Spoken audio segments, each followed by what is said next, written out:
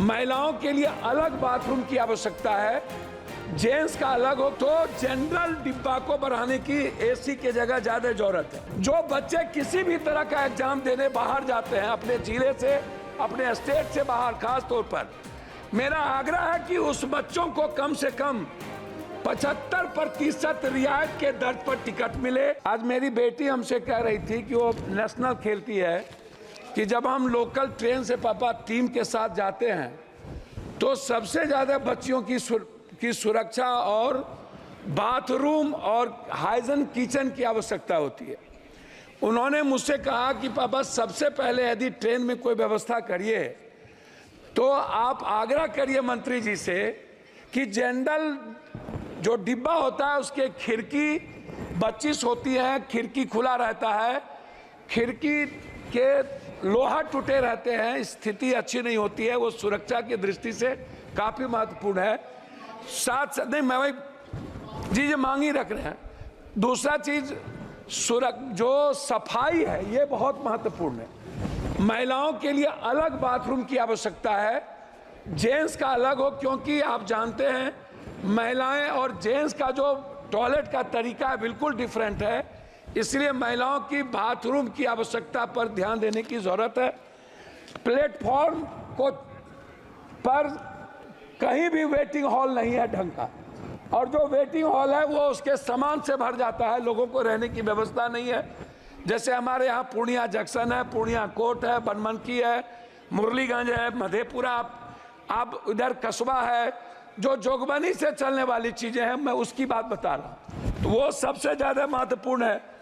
दूसरा चीज जनरल डिब्बा को बढ़ाने की जरूरत है। हमारे यहाँ से 2.25 करोड़ मजदूर बाहर जाते हैं, 2.25 करोड़, और उनके लिए कोई सुविधा नहीं है। वो बाथरूम में नीचे कोसी, सीमांचल, मिथिलांचल का सबसे ज्यादा मजदूर आता है, ना तो उनको सुविधा है, ना जनरल डब्बा है, ना उसको टिकट भाड़ा में किराया सही ढंग से वो कर पाता है। तो जनरल डिब्बा को बढ़ाने की एसी की जगह ज्यादा जरूरत है।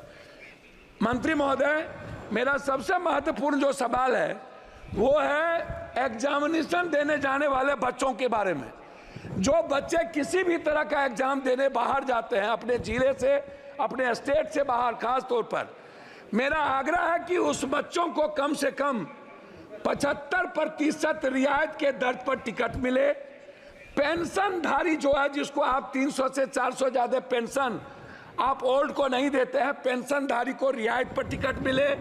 साथ साथ जो थिएटर के हमारे सबसे बड़े कलाकार हैं, जो गरीब घर से और मिडिल क्लास के परिवार से आते हैं, थिएटर करने वाले जो बाहर जाते हैं, उनको रियायत पर टिकट मिले।